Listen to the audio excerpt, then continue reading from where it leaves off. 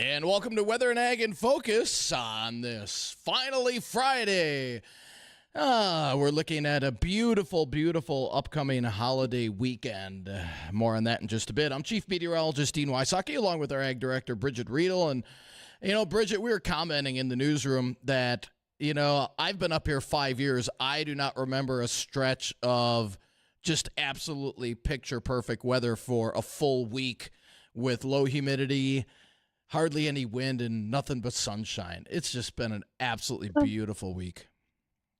It happens on occasion. That's why people still like it here in the summer months versus, I don't know, Arizona. Yeah, right? Yeah. Well, we've got some more nice weather heading our way as we head into the upcoming weekend. In fact, if you have any outdoor plans, let's say you're heading to the lake, maybe going on a fishing trip somewhere, looking good across much of the area. In fact, we're looking at partly cloudy skies for the rest of the afternoon. About 83 today with light winds out of the south. Tonight, might see an isolated pop-up shower during the evening, early overnight hours, evening into early overnight. Most areas remaining dry, though.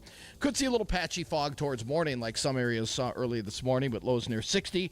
And then for Saturday and Sunday, looking good. Low 80s with partly cloudy skies. Monday, we will see a chance of showers and thunder showers coming in late in the day with highs in the low 80s. And then a cold front will be hitting on Tuesday. That'll trigger off some showers. And then windy and much cooler for Wednesday with highs only in the upper 50s. So sharply cooler as we head into the middle of next week. So let's enjoy the weekend. If you're going out into lakes country, let's use the 94 corridor as kind of a dividing line. Let's say Otter Tail County, south of that. Chance for scattered showers, and scattered is the key word over the weekend. The further north you go, the warmer the weather will be, oddly enough. So as you go up towards the U.S.-Canadian border, mid to upper 80s, it looks like. So warmer weather to our north and a few more clouds to our south of the FM area with a few scattered showers in parts of lakes country. So keep that in mind if you have any outdoor plans this weekend. Most of the weekend should be rain-free over most of the area. So looking pretty good.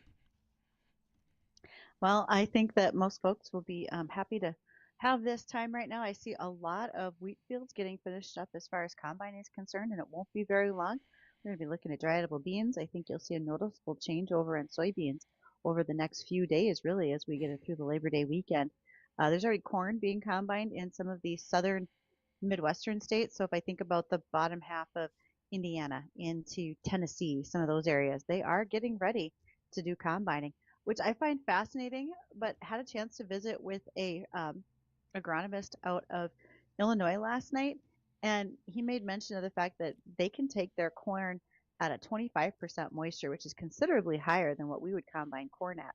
So they're willing to take it off wet corn, and then they get that moved in for processing on the barges on the river at a much faster pace than we do. So it was an interesting concept to me that you take corn that wet. Why so? They can, because we just don't do that. We have to sit ours in storage. Right. We would not want to do that because our corn would get hot and we'd start, we'd have hot bins. We wouldn't be able to dry that down. We'd be running it. We'd have to have the extra expense of running it through a propane dryer. But they can take it right into processing pretty fast. So we'll see what that looks like for this year. They may not necessarily want a lot of wet corn because I don't see our exports moving real fast. Right. We'll see what it looks like, though. Yeah. Mm-hmm. Well, Bridgette, with the good weather this weekend, we still have a pair of tickets left. And this is for the Minnesota Steam Threshers reunion for this upcoming holiday weekend. We've got a pair. We'll take caller number 3. Here's the thing. You have to get down here to the studio by close of business at 5 o'clock today. So if you can use them, we've got 2 tickets for caller number 3. And Addison, I will let you take caller number 3, 701-293-9000. Again, a pair of tickets to the Minnesota Steam Threshers reunion. Only thing is you got to get down here to the studio by 5 p.m. today to pick them up. Yeah, that is a very important item, because if you want to use these tickets, whether it's later today, Saturday, Sunday, and even Monday is the last day of Steam Threshers, we won't be here to hand them out to you. Right. So you're going to need to come in today to pick them up. I think people are finishing their shows and hitting vacation mode for a couple of days. Yeah, no doubt about it.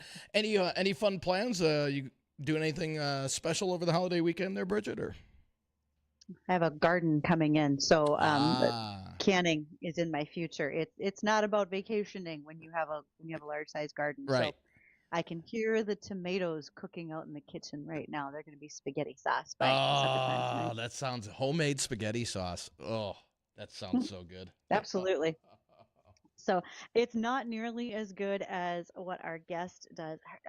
We'll have Angie Johnson joining us here later on today. And Angie is the NDSU Farm and Ranch Safety Specialist. But I know she comes from a family with a very large garden. So I'm pretty sure she's killing me in that arena. She's doing a far better job. And it reminds me that her family usually has sweet corn. I actually haven't gotten any sweet corn yet this year. I don't know how this has happened, that I have not yet been somewhere to get some sweet corn, and especially so I can freeze some for the winter. So I probably need to make that a priority on my travels this weekend. I've got to go to a couple places. I better find some sweet corn. Hopefully, the rest of you are getting that taken care of. I'm sort of at the tail end of sweet corn season now. Now, how do you make your sweet corn? Do you grill it? Do you boil it? How do you prepare it? It depends if we're eating it right away, but oftentimes I'll cut it off the cob with like the electric carving knife. Okay. I'll hold that over a bundt cake pan, hold the cob there, trim the kernels off, and then I can freeze the kernels that I'll use throughout the winter. But Oh, a lot of times I just I just boil them with okay. a little bit of salt and sugar in the water. There's of course that trick for large quantities. Clean them, get the husk off, get those ears of corn into a cooler, and then pour boiling water over the top, and they will cook and stay hot in the cooler. Interesting. Interesting. Well, Hmm. I found a recipe and included it. It's funny you said you add sugar to it. This one included adding honey to it. So I tried that. Hmm. Oh, wow. That's all I could. It was Yep, so good. just brings out a little bit more sweetness in the corn, Right. so it's not a bad thing. Yeah. Now, one of the things I'd mentioned earlier is that we're going to start to see our soybeans changing color. It's time for them to realize day length is getting shorter, and they are ready to start drying down. Some of those soybeans from this area are going to become soy foam. Soy foam is made from soy flour, and it is the only green screen certified gold fire foam with zero intentionally added forever chemicals. You see, firefighters have a 10% higher chance of a cancer diagnosis. And so this is a way to not only protect our firefighters by using something safer, but additionally, after the foam, if you have standing structures, water, runoff downstream, under the soil, anything like that, you now have something made with soybeans instead of what was being done before. Now, the reason I bring it up is over in Minnesota, the Minnesota Soybean Research and Promotion Council has launched a soy checkoff that supports soy foam. And in Clay and Wilkin counties, their soybean growers got together and are donating soy foam. They're donating pails of it to each of their fire departments in Clay and Wilkin. That means the communities of Barnesville, Breckenridge, Campbell, Dilworth, Felton, Foxholm, Holly, Hitterdal, Moorhead, and Rothsay are all getting soy foam donations from their local soybean growers. Part of the way that they showed this off was hosting a breakfast on the farm in Holly earlier this summer, and Goodyear brought their soybean based tires. They have 8 lines of Goodyear tires that are produced with a tread compound that contains a soybean oil. You can buy these, they're available today. Check those out the next time you're in to buy tires.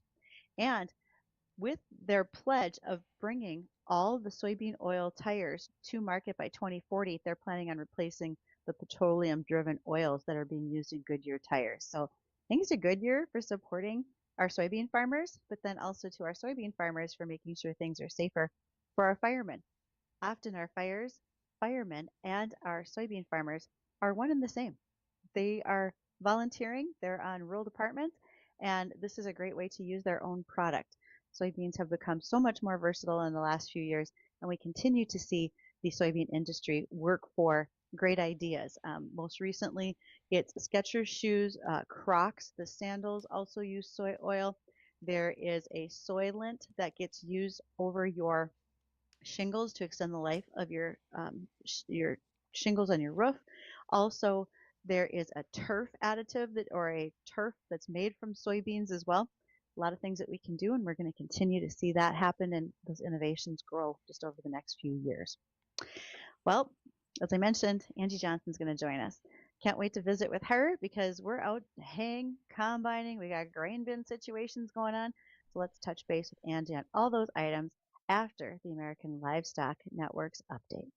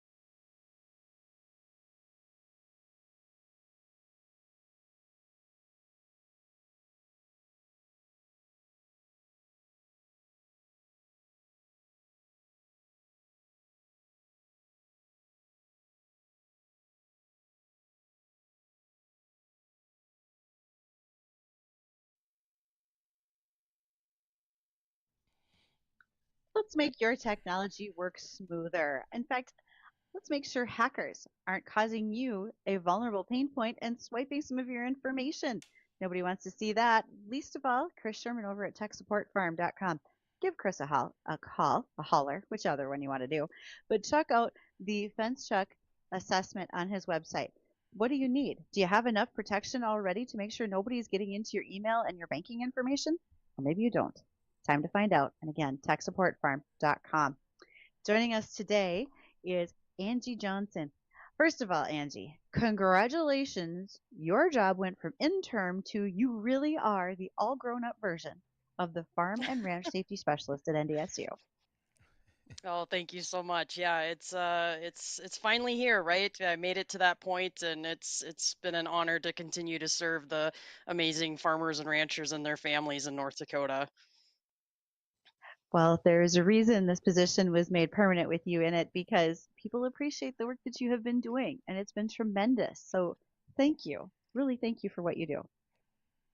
Thank you. That's very kind. Oftentimes I think and reflect back, are we doing enough? Have I done enough? And I mean, you still hear of injuries and fatalities because it's really hard to how do you measure success, right? How do you see the results of your work? And so I just really appreciate all the kind comments and because our team at NDSU, we work really hard to provide prevention education and focus on keeping everybody safe every single day.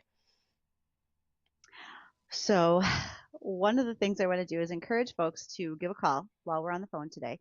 You can reach us on the JLA insurance phone line. That is 701 293 9000. If you have questions for Angie, and oftentimes many of you do, that's exactly why she's in this job. Then, Angie, my next question though is hay season. We're kind of at the tail end, but there's still some baling that's going on.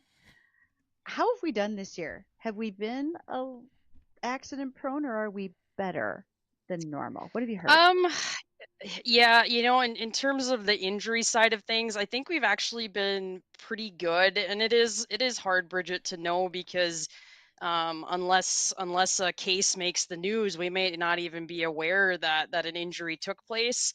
And so I think one of the biggest things has been probably there still have been some baler fires, believe it or not. And on one hand, that doesn't surprise me because we're working with dry product, right? I mean, that's the whole goal of baling hay is we have a dry product that's dried down enough to be able to put into a bale and store for an extended period of time. Because if it's too wet, then we've got other issues that develop into mold and there has been cases where hay self combusts because of how hot that bale has gotten due to mold growing inside. And so baler fires have probably been one of the more common things I've heard, but in terms of injuries, knock on wood, it has been pretty mild from my understanding. I appreciate that because we had a time earlier this season where late July, early August, we had some areas with really heavy downfall, or excuse me, rainfall. That could have brought some soft spots, washouts, etc. Let's give some advice to folks who are still out doing baling and maybe those they haven't mowed and they're about to. How do they avoid some of those concerns so we don't have a rollover or anything like that? Yeah, so you bring up a great topic that I can't stress enough, and that's bailing ditches, right? And the reason why, I mean, there's multiple reasons, but the reasons why we would bail a ditch is because typically it's hay that we don't have to pay for, right? It's grass that needs to get mowed anyway, and so it's in one hand it's free product. But really, I asked the question, how free does it become when you start bailing up garbage or you blow a tire because you ran into an object that got thrown from a vehicle or whatever, and you're spot on in terms of how do we make sure we prevent rollovers because oftentimes when we're bailing ditches they're steep inclines, like these have very low degree slopes, and so it doesn't take much if you do hit a soft spot.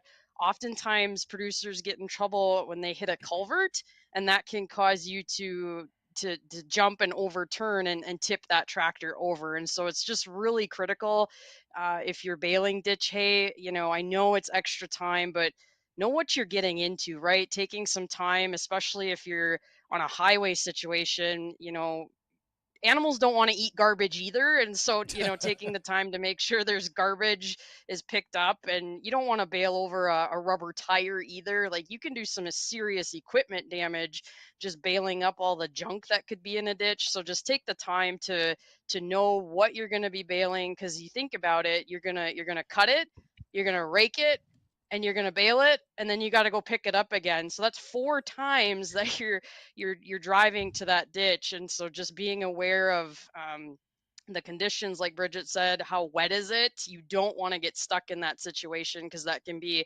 really tough to get pulled out when you're stuck and now you're at an incline, or you're trying to pull up from the ditch. It just gets to be a really dangerous situation to put yourself in. So I really, I'm not against ditch hay. Guilty. We do some ourselves, but we just have to be really smart about what ditches we do bail, and what ditches that, the gyro mower can take care of that. It's just not worth the risk of us tipping over or getting hurt just for some grass hay.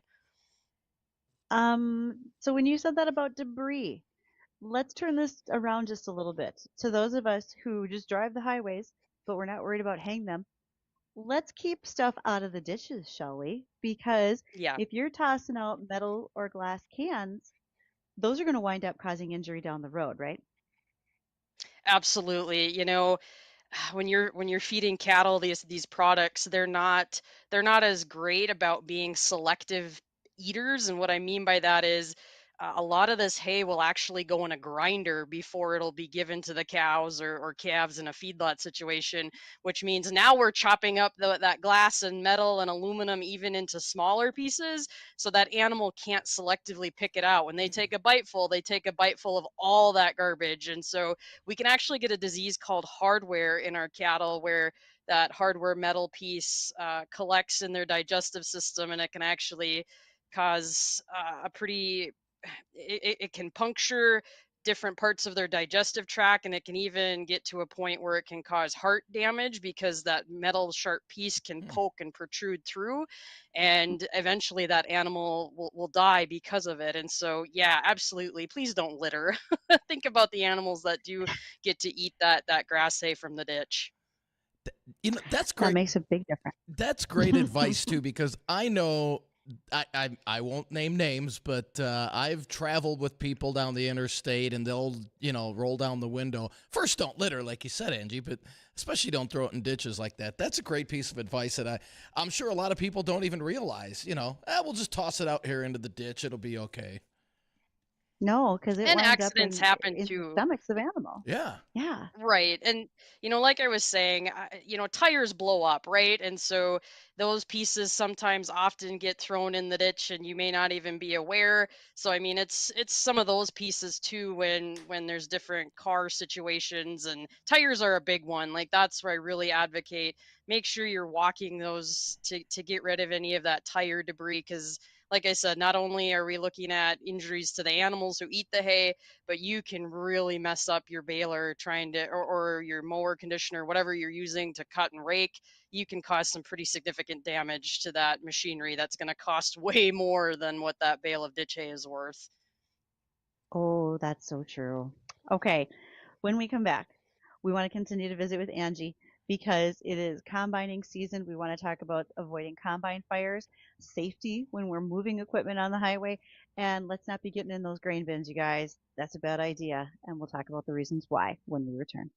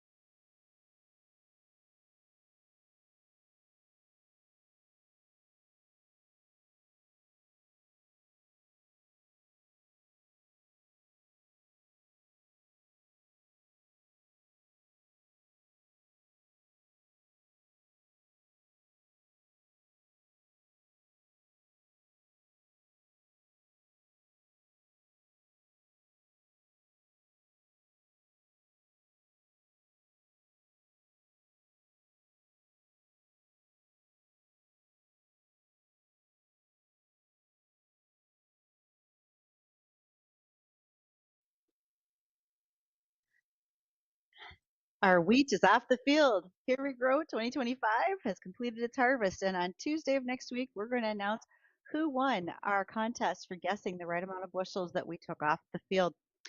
One of the sponsors that helped us tremendously in the whole project was Peterson Farm Seed, and we had a great conversation yesterday with Scott Sanders of Peterson Farm Seed.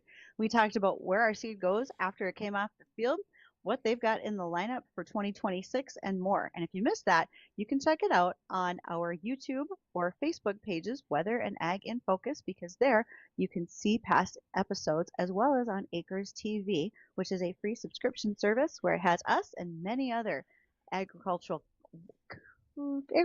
television shows, snippets, video, etc. for you to watch.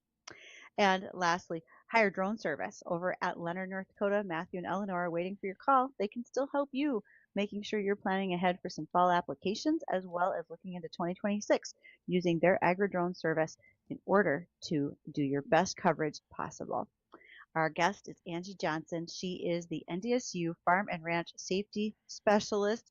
All right, Angie, it's combining season. Combine fires, they get a little prevalent this time of year. And as someone who once put out a combine fire by shaking up cans of grape pop and shooting them into an engine compartment, maybe we could plan ahead a little bit better than using what's in the cooler, shall we? Yeah, I think that's a why. I mean, you're using your resources, right? So step one is knowing what you have. So don't beat yourself too hard on that one, but you used what you had. We did. But other ideas, right? After that, Dad got real good at telling us to pick up fire extinguishers. Maybe we should check those right now. Absolutely. No, it's a really great opportunity and time to go through your combine. I mean, cleanliness is really the key when it comes to combine fires, right? So just making sure that we've got those engine compartments as clean as we can, this doesn't have to be complex, taking an air compressor and blowing that machine off as much as you can after each use is going to be, I know it's time consuming, everybody's tired, but it's just one thing to think about to help prevent some of those fires. And like you said, also making sure, yes, you may see that fire extinguisher on the staircase, but is it fully charged? So taking a look at the needle on your extinguisher to see and make sure that it's in the green area, right? Meaning it's fully charged and ready to go. And knowing how to use it, right? So using the pass technique, the pull, aim, squeeze, shoot technique. So targeting the base of that fire, and also knowing, I think what happens too is we're optimistic, right? We think we can put this out, but sometimes, what, we do need to call for backup. And so calling 911 and getting a fire department out there right away is going to be key to really being able to save that combine as quick as possible. So don't be sheepish calling 911. Do it. They'd rather come out there and not have to do anything versus watching it completely go up into flames because we thought we could take it and put it out ourselves. And Angie, with the dry weather we've been having around here, dust builds up. I'm guessing on some of these combines. How often should we be cleaning these out? Yeah, that's a great question. There's not a perfect science, and it really depends too on what crop you're working with. I mean, sunflowers are notorious for combine fires. That the pith part of that plant, I mean, it's just little. It's like tiny styrofoam floating in the air. That's to the point where it's microscopic, but it builds up quickly, and it's very. It can, if it accumulates up on the engine, it can, or the turbo part of the engine, it can ignite pretty quickly. And so I would say, depending upon harvest conditions, if you can try and get that combine, use an air compressor, each night when you shut her down, or at least in the morning before you start up again, that would be ideal. But a good rule of thumb too is when you're going to start changing the next field. But my biggest advice is it just depends how much chaff, how much dust have you been working with, and has it been blowing back into your combine based on the direction of the wind. Maybe also not putting your machines inside if you're concerned about that. Like you said, sunflowers are notorious for burning down combines, fields, and dryers, just everything around them. And I know it's maybe not a favorite practice, but even just not putting your combine in the shed, it might save you some heartache later. Absolutely. So yeah, what you're referencing is if you put that really, I mean, we're talking thousands of degrees, folks. Like these machines are hot and you've been running them for multiple hours, and so it's just wise, don't park them in the shed right away. Let them cool down, and if you want, then go back in and put them in the shed later, but you got to let them cool down, and don't put fuel on. If you need to fuel up, don't put fuel on a hot combine either. That's just another kind of recipe for a potential disaster when you're dealing with hot equipment, hot exhausts, and now we're adding fuel to the mix. And so just being really mindful. Also, where you park equipment's pretty key too. We're going to get to a point where, if some of these ditches haven't been mowed yet or baled, there might be a lot of grass product in the ditch. And yeah, you might think it's innocent to just park your pickup, semis, whatever in that grassy area. But those hot exhausts and Cadillac converters, once they hit that dry grass, it doesn't take much. They can start a fire too. So just making sure you're mindful of the big picture, where you're parking things, and if conditions are really bad, it's not a bad idea to consider digging a soil perimeter around the field too. So taking a disc, a chisel plow, whatever, and digging up some of the residue to create a barrier. So if a fire does start, you prevent it from jumping to the next field or trees or farmyard. So let's say I decide to rent out Dean and Addison for the day and they can go drive somebody's grain cart for them. But it's new and maybe unfamiliar equipment. So the fact that some grain carts now offer a water tank on them so that you can spray down in case of fires, or having maybe a spray tank there, or excuse me, a sprayer trailer, so you've got tanks full of water. Maybe those are good ideas. And those tanks, the water tanks on grain carts are fairly new, aren't they? So that's something folks should maybe get used to seeing. Yeah, that's a very new feature, and I think it's such a cool, awesome feature, right? To think about. Um, I mean, it's sad to think about how common combine fires are, or fires are in general during harvest season, but it's actually pretty smart to have that in place, so that way you've got a reservoir of water, and that's the other thing too, is you need volume, so you've got to have enough volume of water to be able to get that fire under control as quickly as possible. So that's an excellent. There are a lot of growers that, when the conditions are ripe for a fire, low humidity, high wind, and then dry biomass, bring that sprayer trailer out there, have that water, and like you said, those newer carts that do offer that feature of an additional water tank, that's going to be really helpful in a time where you got to react quickly. I know this question has come up before, where folks have posed it asking, well, why can't there be fire suppression systems on combines? There's a lot of reasons for that. Do you want to list off a few, Angie, and I'll maybe help you out with some? But it's not as easy as one Yeah, might think. it's the idea in theory is really good. It's just the engineering of it. I don't know how you would do that successfully without the amount of electronics and carrying water. It, like you said, you're spot on. It's a good theory, but in practicality, it's just not something that can effectively really be an asset at the end of the day. Like it's you're better off just calling 911 and getting their help there quick as possible. Well, or depending what your insurance guy says, let her go. I'll catch it later. We're not going to go down that path, but yeah, whatever you say. And Angie, what would you say is your biggest safety concern this time of the year? Is there anything? Is there You any want me to one pick thing that one? Yeah, right. Like your biggest concern. Maybe Oh my something that we overlook quite often, that should be kind of highlighted. That's a tough one. And this it is, because I'll say one and then I'm gonna say, well, geez, I should have said this other one. I really, and Bridgette, this is something I'd love to work with you on.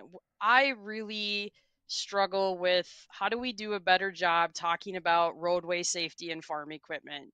I almost had a tractor hit me yesterday, and totally it was not necessary, right? If we all just take our time and yield. I really wish, and we have to be careful too, right? When we're talking about sharing the road with the general public, they not everybody understands the depth and the breadth of how big this equipment is and how dangerous it is to pass. And so having those conversations about how do we share the road safely, because it's both us as a farmer and as just a general motorist trying to go to work or school every day. We both got to work together, otherwise that's when people get hurt. And so right now that's been top of my mind, because there were people yesterday passing a combine who was doing the right thing. They were pulling their header, but when the combine pulls the header, you've now created this gigantic, long, almost train-like piece of equipment that it takes a quarter of a mile just to pass it, right? And so how do we educate people that, you know what, it may slow your drive down, but it's not safe to pass. And also on the other side of it, how do we get those drivers, use your blinkers, right? Be visible and give people space to also share the road. Oh, I have some ideas. So yeah, call me. I some things came to mind while you were talking. I think we could probably help because we do need to do that, particularly as we have new drivers going back to school right now, and they may be Exactly. unfamiliar. I happen to be in a school district where our school is rural. It is not in town. And so anybody coming to school may have to pass trucks, combines, planters, sprayers, and the combines, planters, sprayers, trucks may have to deal with small cars or school buses. And that's a conversation that everybody needs to have. And I stress that frequently because not everybody just has that innate safety in mind when it comes to what some of that equipment is around us. And we do forget how big it is. Because when you're driving in your SUV, it doesn't look that big, but it is. Yep. And you'll never win. You'll, even though your SUV is big, you will never win. If you come into a crash with a combine or a tractor, I'm sorry, you just won't. No, the weight alone. So, last question for you, Angie. We're going to have people putting grain in bins. Grain bin safety. What are some of those top of mind reminders that we need people to have right now as we get ready for harvest? Yeah, I'm glad you brought that up. And I mean, I think we also have to think even bigger picture due to the summer storms that hit regions of North Dakota. A lot of people are going to be bagging that grain now, and so that adds a whole nother, that could be a whole nother talk show in itself. But just being very mindful of, it's hard. I know it's easy for me to just say don't go in the bin, but the true reality is if you're going to make that decision, if you need to go in the bin, you better have a plan in place, right? And you better tell somebody, which I know is so hard when oftentimes farmers, we work alone, right? And so that's why going into a bin needs to be treated as a big life decision almost, because things can turn south quite quickly if an engulfment situation does happen. And so it really boils down to prevention, which people get crazy when I say, but it truly does. Having the right moisture, you were talking about that earlier, making sure we're monitoring the moisture of the grain going in, the temperature of our bins. So if we start to see something change, we know we need to get that grain out immediately. It's not like a fine wine. It doesn't get better with time sitting in the bin. That's a good point. Don't age your corn. Okay. Exactly. and Angie, thank you. Thanks for spending some time with us today. Yes, thank you so much. And it is a stressful time, and I just want to remind your listeners, Bridget, if you're feeling low and if you're struggling, please call 988. Get that support and help. We know how stressful farming is, and I just can't emphasize how important farmers are to our world. And so if you need resources and help, please reach out. Extension has those support resources, and of course, dial 988 if you or someone is in need of mental help and support.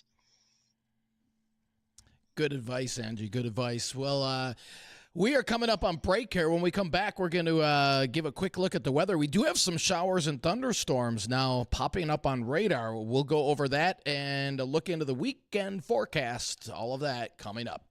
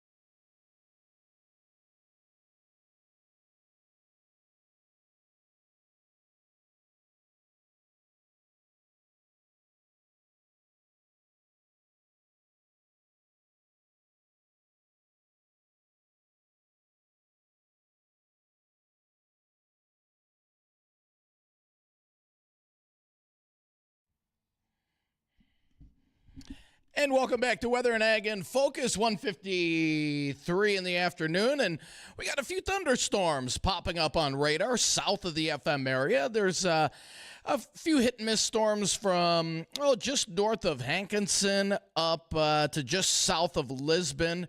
and then stretching over westward towards Grand Rapids. They're really not moving much. They're popping up, and the winds aloft, the steering winds are very light, just like they are at the surface. So these storms may pop up, and they'll just rain themselves out. But again, it's only about a 20% coverage over the area, so not everybody's going to see them, but you could see these cumulus clouds building as you look outside. And again, some of those might pop off, a few random showers and thunderstorms right now. Again, stretching from just north of Hankinson to just south of Lisbon and stretching over towards Grand Rapids. So don't be surprised. And again, most of this is going to stay to the south of the 94 corridor as an upper level low spins over areas of South Dakota. So don't be surprised. Again, the far southern areas of the state get a little bit of thunderstorm activity this afternoon. And as the sun goes down, that will start to die off. Not expecting anything severe out of this, but we'll keep an eye on it just in case. All of that would be outstanding. A little bit of rain to settle the dust, but let's not have a lot. Nobody needs a 7-inch downpour like we had before. Boy, that's for sure. One of the questions that Angie and you and I were discussing was why there are not fire suppression systems on combines. And a couple more notes to that for those who have asked that question before. One is the weight that they would add to the machines. And so if you have soggy ground, your compaction, particularly in wet weather, would be tremendous. You'd get more equipment stuck. And how are you going to carry enough water? Because as Angie said, you really need a quantity of water when you have these fires. Also the electronics, because we're maxing out the electronics on these machines pretty heavily already. When a machine catches fire, I say it in jest, but some insurance agents might be like, just let it go.